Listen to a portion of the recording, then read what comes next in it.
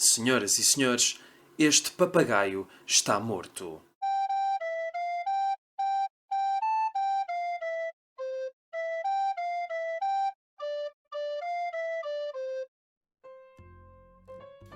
Charles Dickens foi um dos maiores romancistas da história da literatura, ninguém vai contrariar isso, e também foi um grande humorista.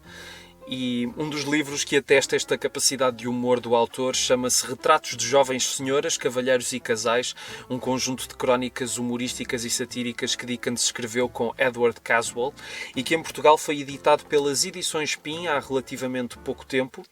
E a tradução é de Renato Carreira e a crónica que vos vou ler é um retrato do casal formal. Chama-se assim mesmo O Casal Formal.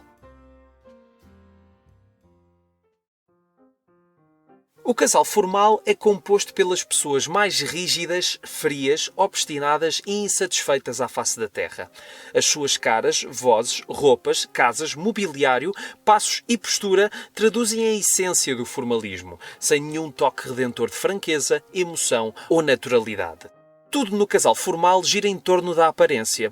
Quando visitam alguém, não o fazem a pensar em que visitam, mas em si mesmos. Não pretendem saber como estão os outros, mas que os outros saibam como eles estão. Não é algo que façam em honra de quem visitam, mas em sua própria honra. A visita não se deve às circunstâncias de quem visitam, mas às suas próprias circunstâncias. Se o filho de um amigo morrer, a vinda do casal formal é tão certa e pontual como a do cangalheiro.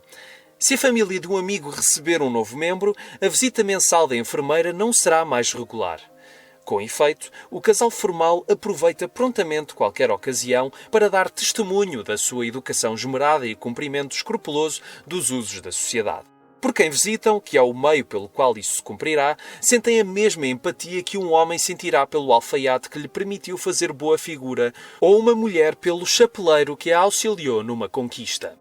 Com uma ampla rede de contactos entre o tipo de pessoas que colecionam contactos e dispensam amigos, o cavalheiro formal frequenta grande número de funerais para os quais é formalmente convidado e aos quais se desloca como se retribuísse uma visita pela última vez.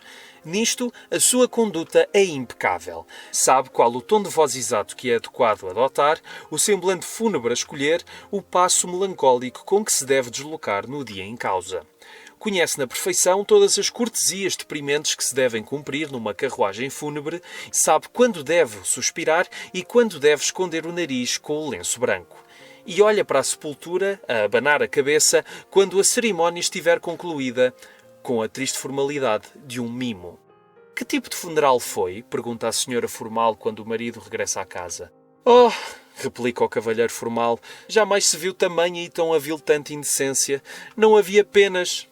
Não havia penas, repete a senhora, como se os mortos voassem para o céu com asas feitas de penas negras, necessitando de se deslocar para outro paradeiro sem elas. O marido abana a cabeça e acrescenta que tinha um bolo de noz em vez do bolo de ameixa e que todos os vinhos eram brancos. Apenas vinhos brancos, reclama a esposa. Apenas xerez e madeira, diz o marido. O quê? E nada de Porto? Nem uma gota. Sem Porto, sem ameixas e sem penas. Recordar-te-ás, querido, diz a senhora formal num tom de profunda repreensão, que quando conhecemos este pobre homem que agora faleceu e se ele me dirigiu daquela forma muito estranha ao jantar sem ter sido previamente apresentado, me apressei a expressar a opinião de que a sua família ignoraria por completo a etiqueta e não conheceria a fundo as decências da vida. Tiveste agora uma boa oportunidade para fazer uma avaliação pessoal e tudo o que me apraz dizer é que espero que não voltes a ir ao funeral de tal pessoa. Minha querida, responde o cavalheiro formal, não volto.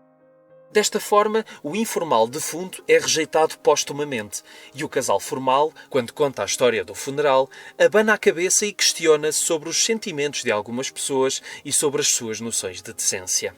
Se o casal formal tiver família, e por vezes tem-na, não são crianças, mas pequenos homens e mulheres pálidos, amargos e de nariz afilado, e com educação tão notável que poderiam confundir-se com anões de idade avançada.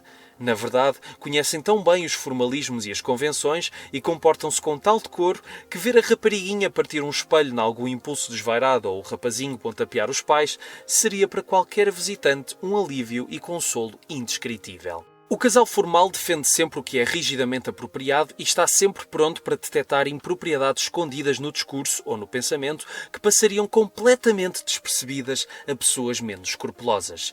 Assim, se forem ao teatro, passam o serão sentados em completa agonia, numa antecipação de que algo impróprio ou imoral ocorra no palco. E, se algum ator disser alguma coisa com duplo sentido, reagem sempre de imediato, expressando com a face o enorme ultraje aos seus sentimentos. Talvez seja este o principal motivo para se ausentarem quase por completo de locais de diversão pública. Por vezes vão à exposição da Real Academia, mas costuma ser uma ocasião mais chocante que o próprio teatro. Estivemos recentemente presentes numa festa de batismo onde havia entre os convidados um casal formal que sofria, como se torturado, com determinados gracejos inevitáveis em tais ocasiões, ditos e reditos por um dos padrinhos, um cavalheiro idoso de face rubra que, por ser muito popular entre o resto dos convivas, levava a sua avante e mantinha excelente disposição. Foi ao jantar que este cavalheiro se manifestou de forma mais aberta.